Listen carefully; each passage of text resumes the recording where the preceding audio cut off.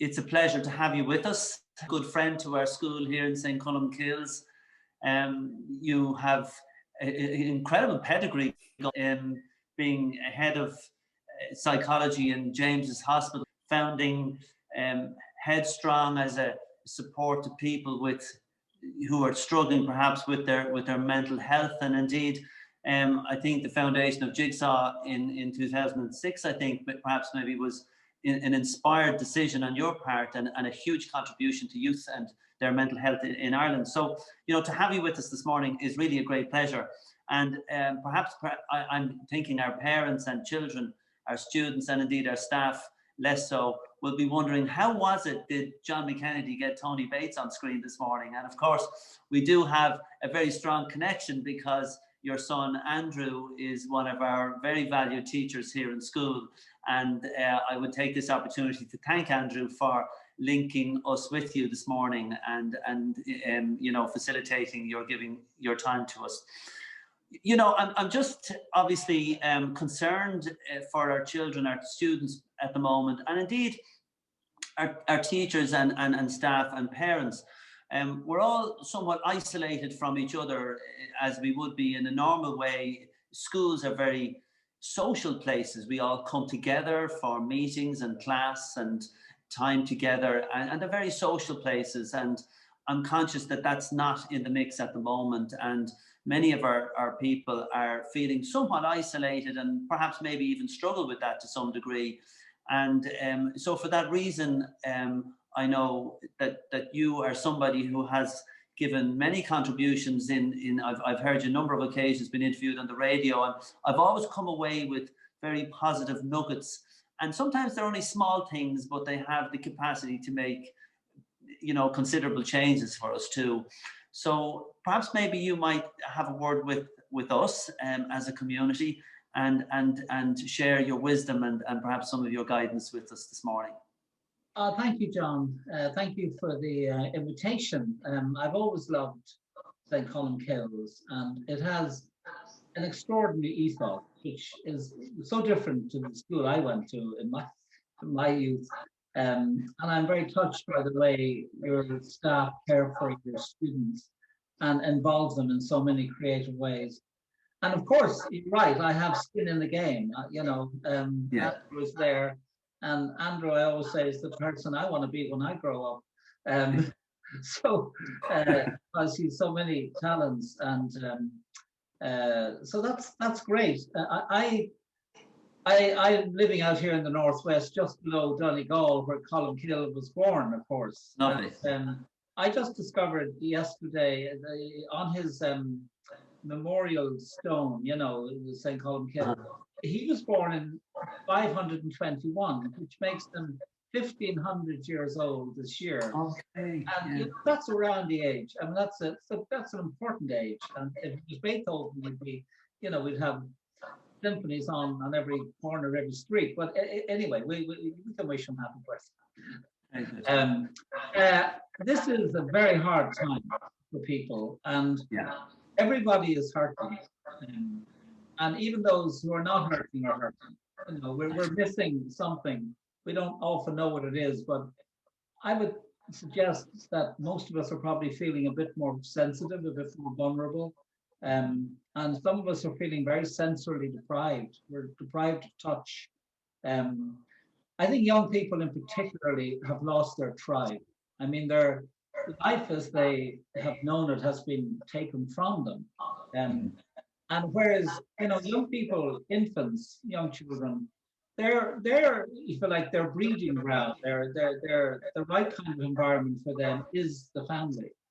And for those that are at home with family, including my own grandchildren, it's not easy, but it's not terrible. Okay. Yeah. It's kind of where they grow anyway.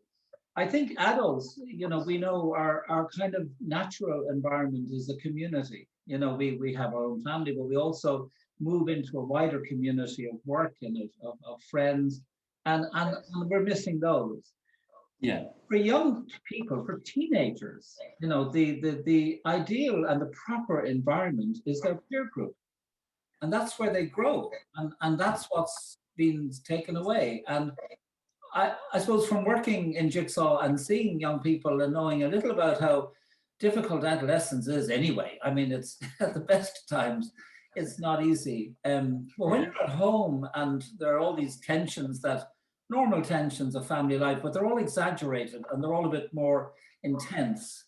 And you're cut off from your friends. I would say for many of them, a lot of what they're suffering is very hidden. It's not obvious. Not obvious. Maybe those who know them well know they're not having a hard time. But for most young people who go to Jigsaw, they look like there's nothing wrong. They wander in, they chat, they flirt with the receptionist. It's fun. But you know what? We've had over 30 or nearly 50,000 now, I think, at this stage. But the suffering is intense. It's so just bear in mind that the suffering is real and it's also probably hidden. Yeah. So what can we do? What can they do? What can you do as young people? What can we do as families? I thought of three things, John. Three, if you like, places to start in terms of looking after yourself mentally, emotionally. And I'll just cover each of them, but basically they're, how am I is the first question. What do I need is the second question. And who can I connect with is the third question. And let's take the first one. If you go to a GP or a doctor, the first question a doctor will ask everybody who comes in the door is, how are you? And the starting point for your own mental health is to ask yourself, how am I? What does that mean? It means that I begin to check in with how I'm feeling. I look at my emotions. And I may have all kinds of emotions. I may be okay, I may be sad, I may be angry, frustrated, enraged, sexually worked up. I mean, there's a whole range of feelings that we have, all of us. And the thing is, when we can name what we're feeling, our feelings calm down. It's like they're like a part of us that's trying to communicate something, and when we listen and when we recognize them, they calm down. And the other thing they do is that in time they begin to flow. They change. When we say I was at a performance and it was very moving, what we mean is it's something that made our emotions flow. Okay, that they flow, and we might be sad, we might be angry, but they flow. They move. We're moved. Mental ill health, mental health problems are what happen when our emotions become solid, when they turn into like blocks and they don't move. They're stuck and we're stuck inside. So when we can name them and accept them, not judge them, accept them, and just, give them a little bit of room to breathe, they will move on. Sometimes we need to do it more. We'll come back to that. The second thing is, where's my head at? Because our head can be like a computer screen that we've opened far too many tabs and we don't know where we are. We're getting lost and we don't even know why we got on in the first place. And everything is noisy. And so we need, first of all, before we can even ask where our head is at, we need to, step outside or just breathe somewhere in the back garden and just let some of those tabs close, some of those files, there's too many open. And then we kind of see what's left. Where's my head at? What am I thinking about? What am I worried about? Maybe there's something I'm trying to forget, but when I put my head down the pillow at night, it comes up, and that's where I'm at. And what I would say is that in all of us, we know that there's a still small voice, a voice of encouragement in all of us, I was listening I kind of revisited Eminem's 8 Mile movie, and he has the theme song for 8 Mile is really the story of his life and all the real difficulties he had, and he had some whoppers to deal with. But it opens with a quiet chorus before he gets into it, which says, "I'm all right. It's okay. I'm going to make it anyway. I'm going to make it. Can't give up now. I'm going to make it somehow. And it's that voice is in all of us. And I think when we can connect with that, we settle even a bit more and we can start thinking clearly. You know, like every day is a choice to live or not to live, you know. And when we can, when our mind is clear, and what Eminem is saying in his whole life is saying, when your mind gets clear, you can step into the music, into the moment. You can own it and never let it go. That's what I think. That's the way we want to live every day. Yeah. So that's where I'm at, my head and my heart, you know. Your mind can be your best friend if you can just listen and trust it. Your emotions are the part of you that your best friend is trying to communicate through. It's trying to say, look, will you pay attention? You're feeling this. And if you can just say, oh, mental health has nothing to do with feeling good or bad. It's just knowing how you feel and then being able to ask the next question, what do I need? So let's ask the next question. What do I need? What do I need is really, you know, what we sometimes call resilience. You know, it's like resilience is what we call on when we are facing something difficult, and it helps us to deal with it, okay, rather than run away. And the way we deal with this, we ask ourselves, what do I need? I may need a plan, you know. I think it's very painful for any of us, young people particularly, not to have some kind of a plan, okay? And I mean a plan for a day, a plan for a morning, a plan for a week. I'm not looking at life plans even at this point. But, you know, just having things that would make me feel at the end of today that I've done something, that I have stepped into the music, that I have actually been part of my life.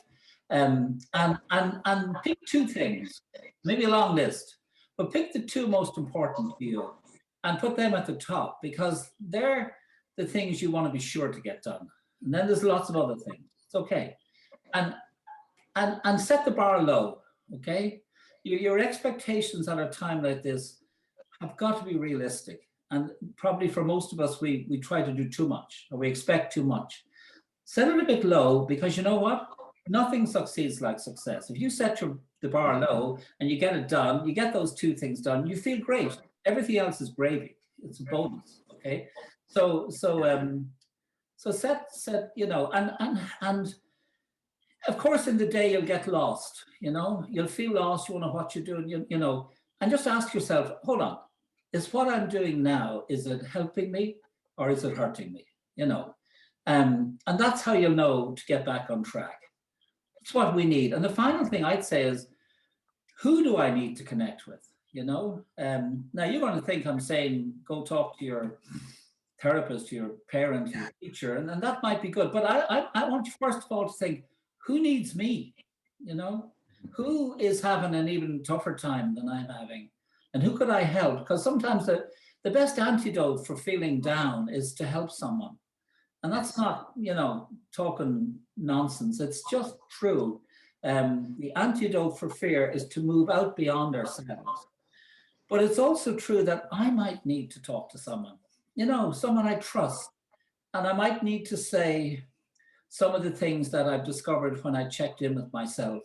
I might need to say, I'm not feeling that good, you know, I'm finding it hard at the moment.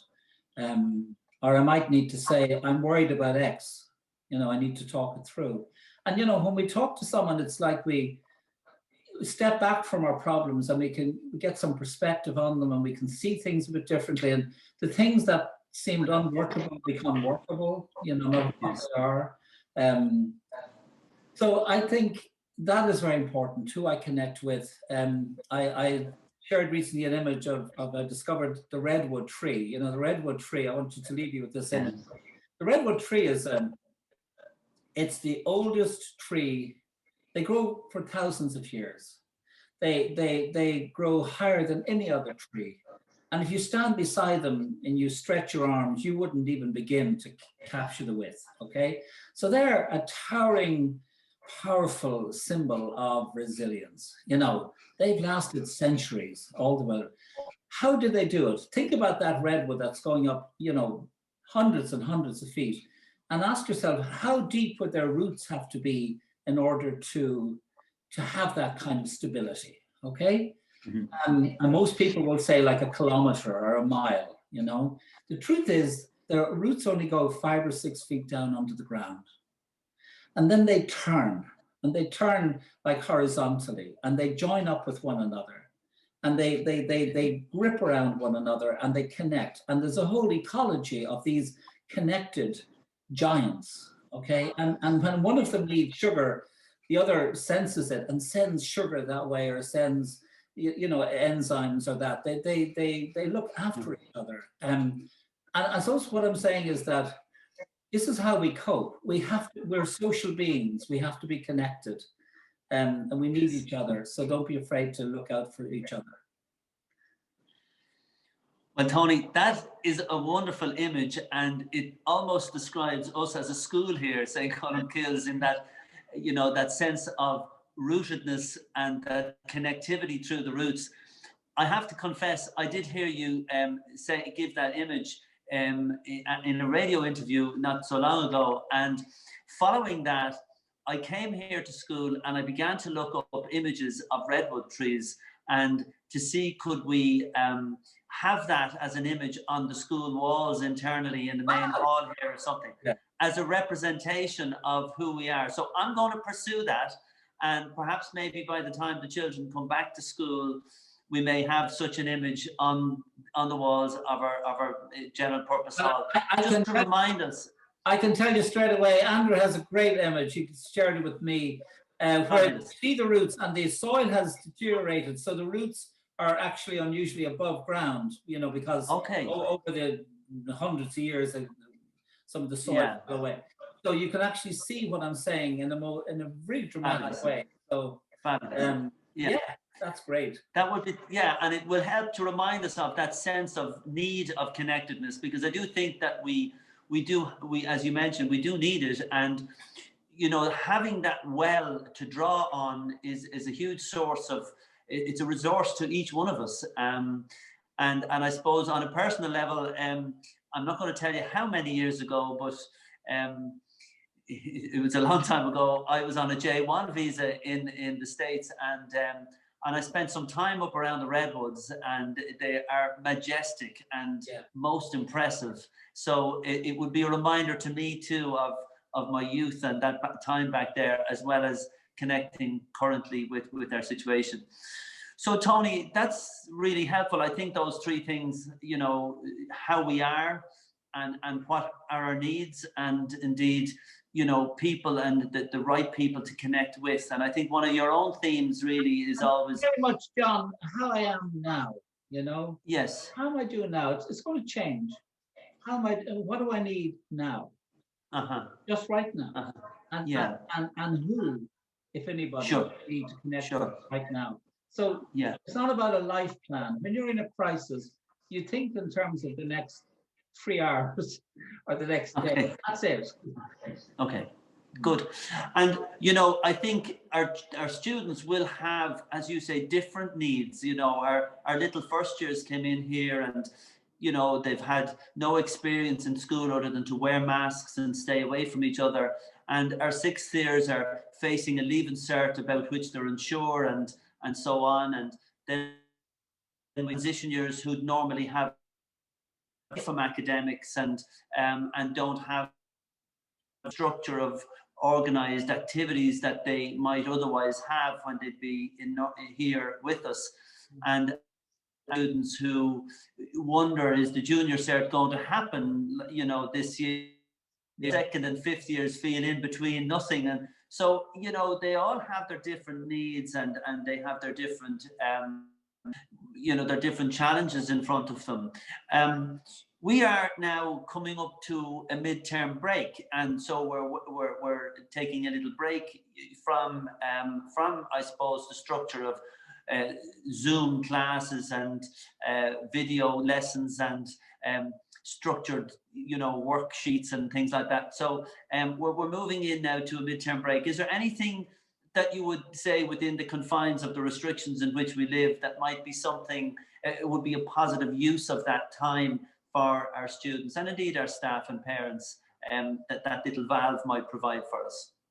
Well, I imagine a lot of your students have been either trying to catch up with work, deal with online stuff, and manage all that, or Exactly. worried about the future. You know, there's been, even if it's quiet, it's been simmering all the time, and a lot of them are feeling quite worn out. And I'm sure the teachers are. I'm sure the parents are.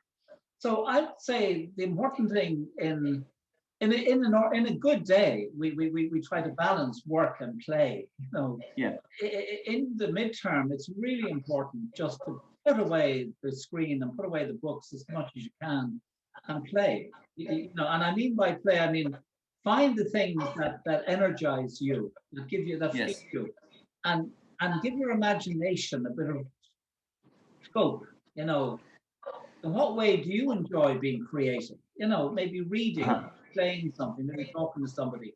But in a sense, you need now to almost end one chapter or close down one channel and open another.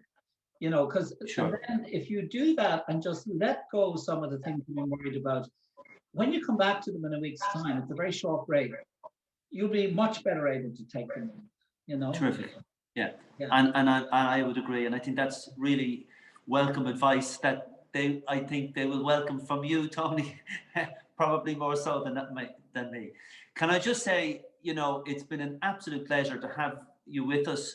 You're a well of wisdom and experience that we can all benefit from, and I really do very much appreciate the time you've given us. And I know that your suggestions, your direction to us in terms of how we are, our needs, and who we need to connect with will be of huge help to all of us staff, our parents, and indeed our students. So, mille buíochas arís, gur míle mágad.